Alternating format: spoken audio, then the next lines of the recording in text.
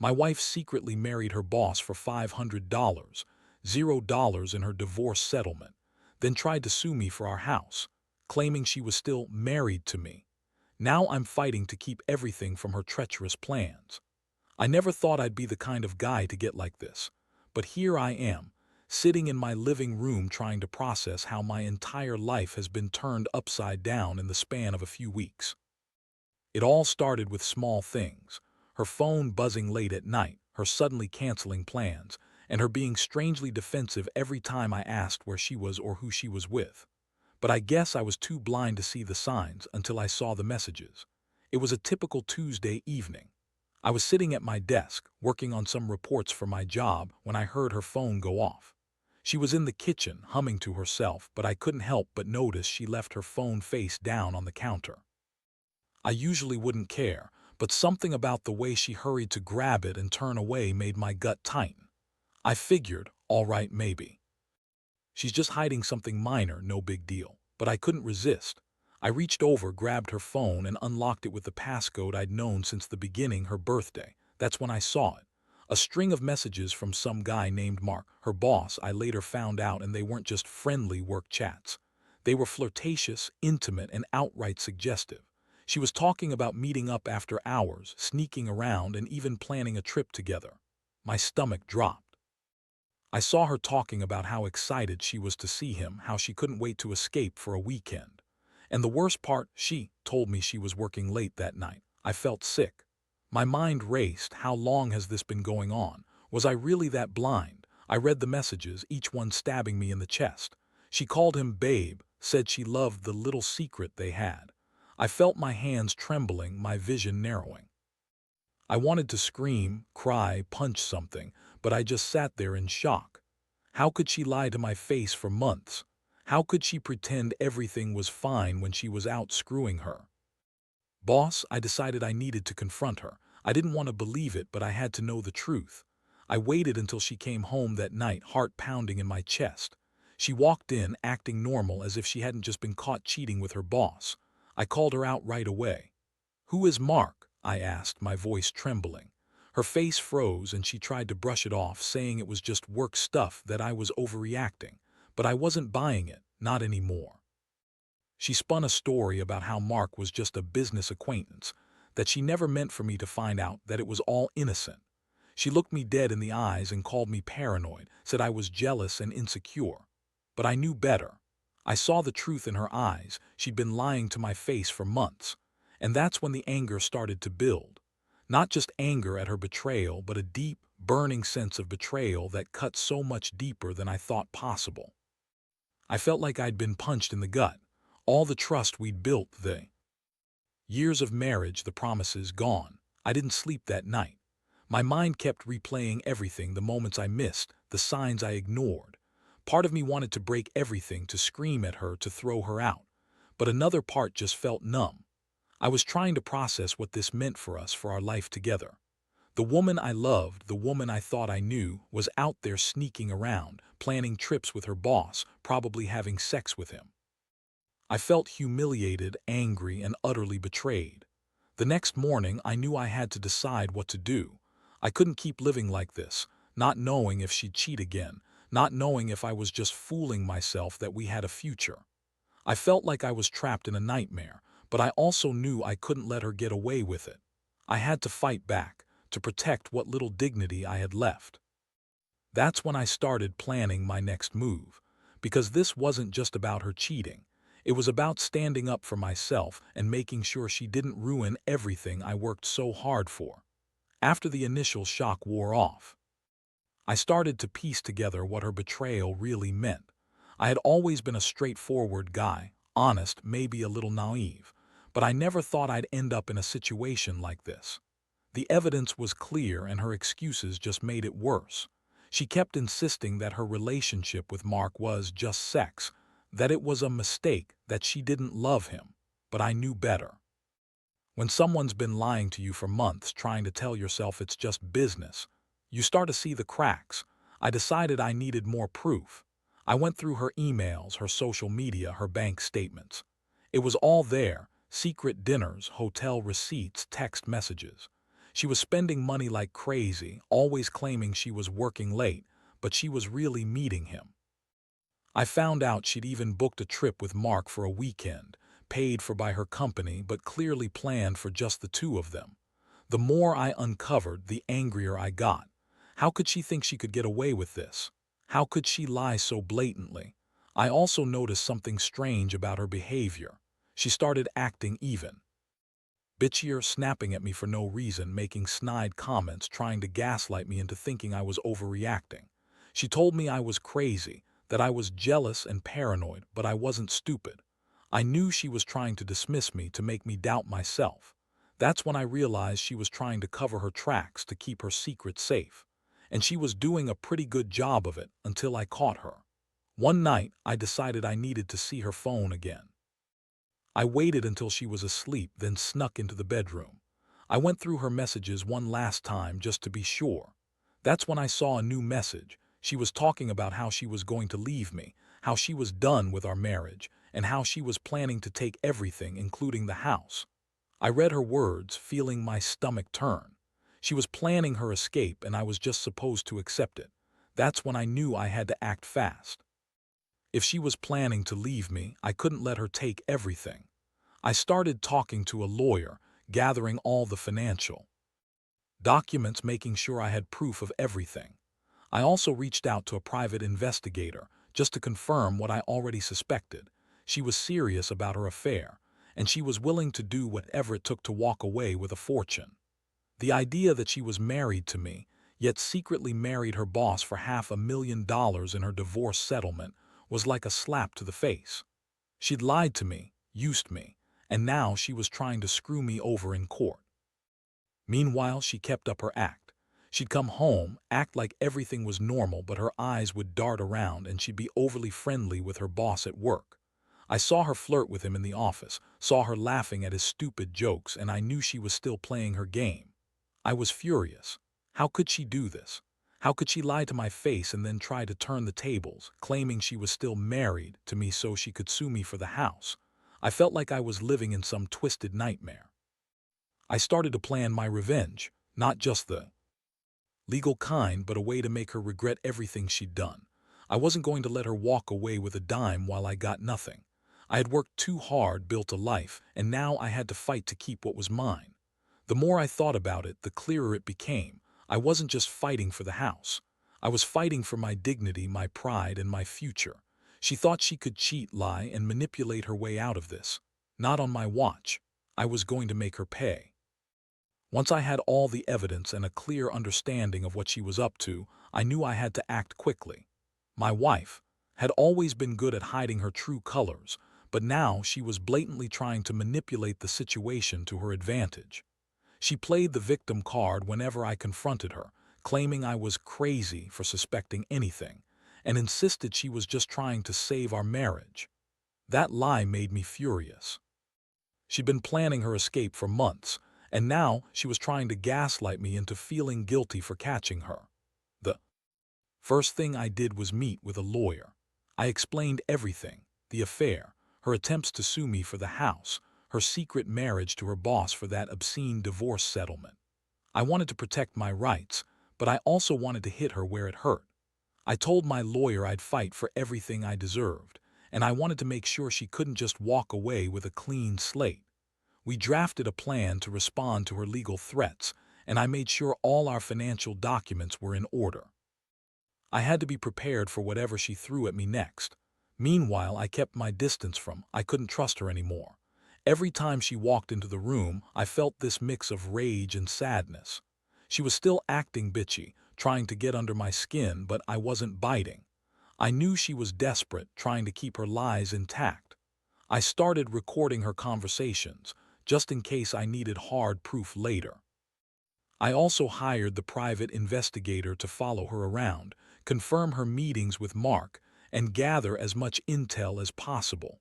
It was a sick feeling, stalking her, knowing she was out there sneaking around behind my back, but I had to do it. I couldn't let her get away with this. One night I caught her in a lie. She told me she was working late again, but I had already seen the hotel receipt in her email, so I confronted her about it. She tried to deny it at first, then snapped at me, calling me paranoid and jealous. That was the moment I realized she was trying to gaslight me into doubting my own instincts. I told her I knew she was with Mark, that I had proof. Her face flushed, and she looked like she'd been caught in the act, because she had. Her reaction was classic. She accused me of stalking her, said I was crazy, and that I was just jealous because she was successful and beautiful. She insisted that Mark was just a friend, that she never loved him, and that I was overreacting. But I wasn't buying it. I knew her game.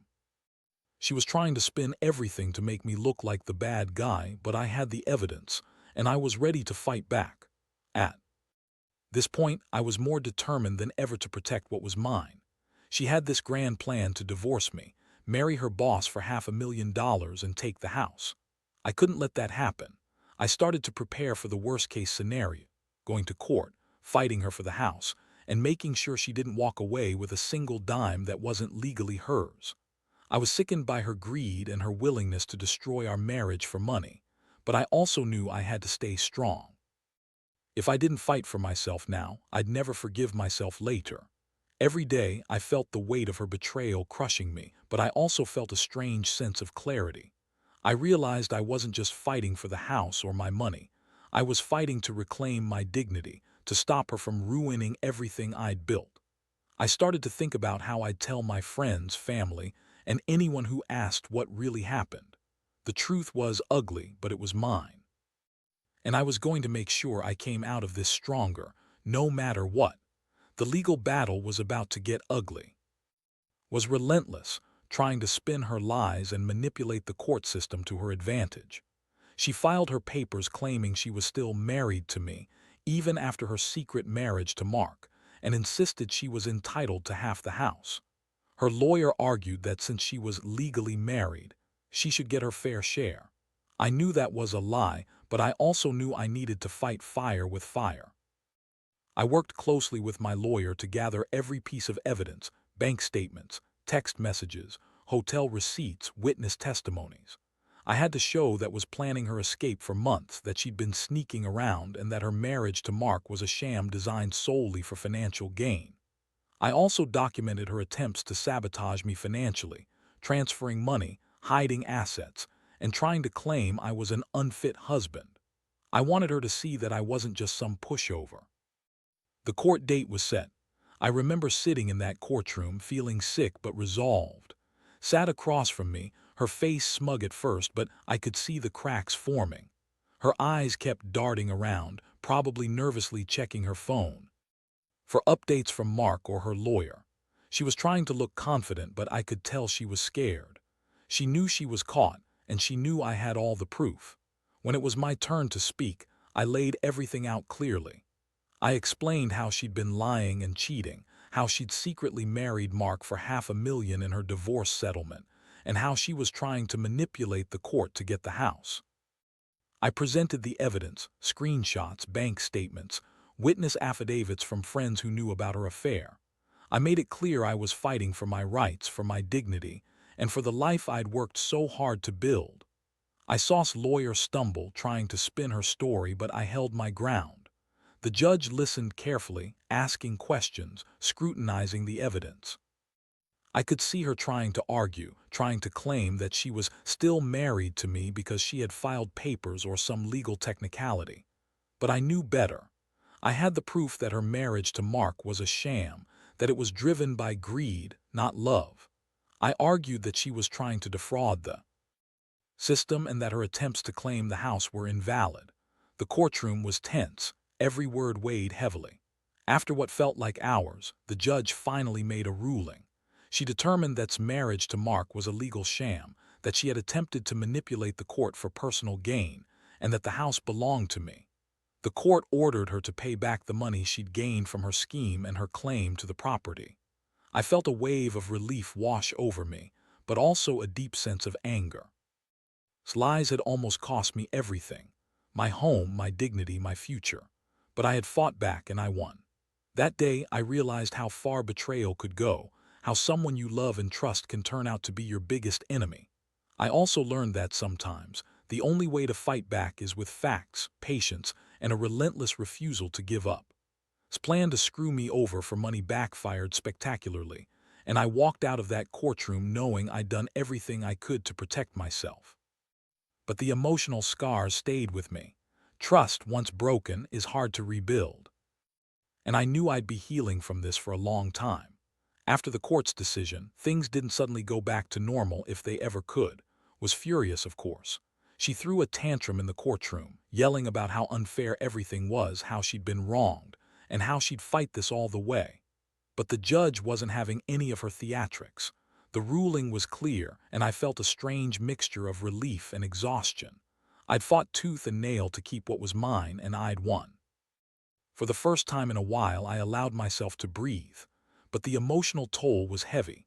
I'd been betrayed so deeply, I felt like I'd been punched in the gut every day since I found out about her affair.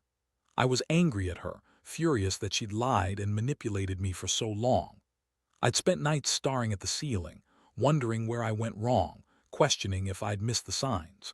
Trust was shattered, and I didn't know if I'd ever be able to look at her the same way again. She kept insisting she loved me, that she'd made a mistake, but her words felt hollow. The damage was done, and I knew I'd never forget this betrayal. In the aftermath, I started to focus on myself. I cut all contact with no more texts, no more calls, no more pretending things were okay. I moved out of the house, leaving her to deal with the mess she'd created.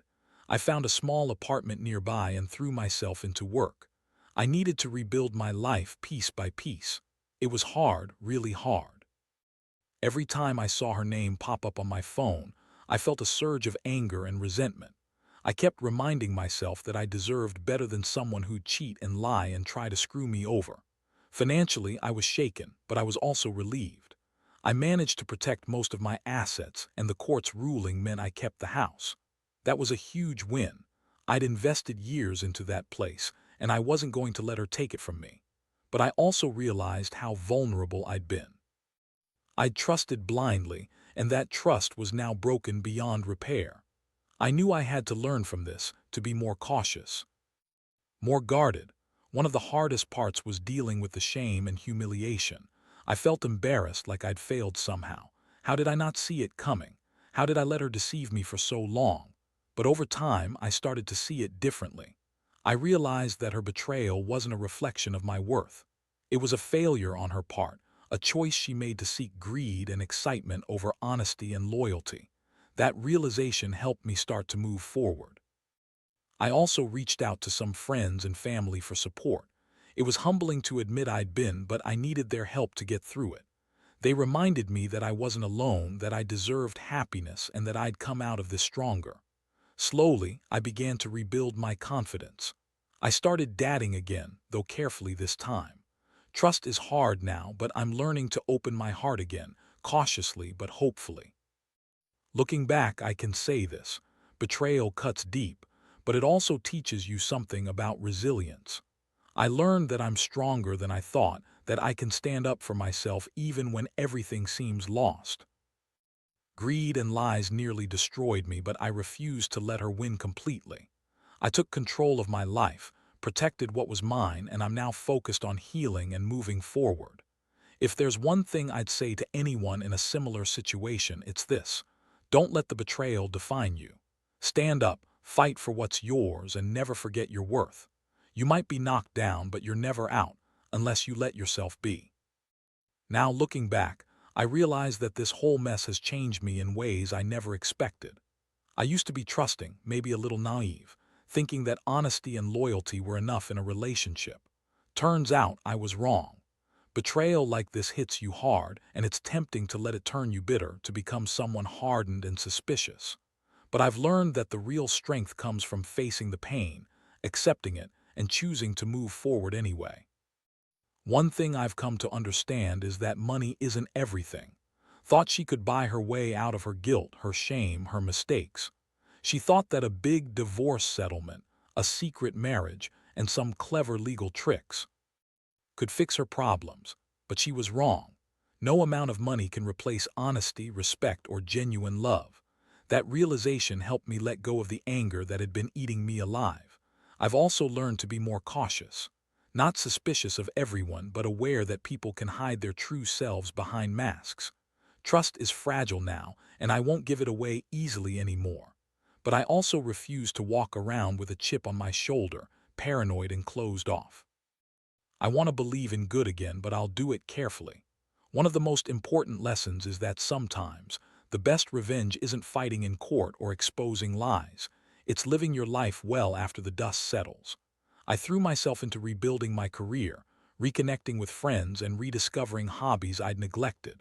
Slowly, I found happiness again, not in someone else, but in myself. That's the real victory, reclaiming your life after someone tries to take everything from you.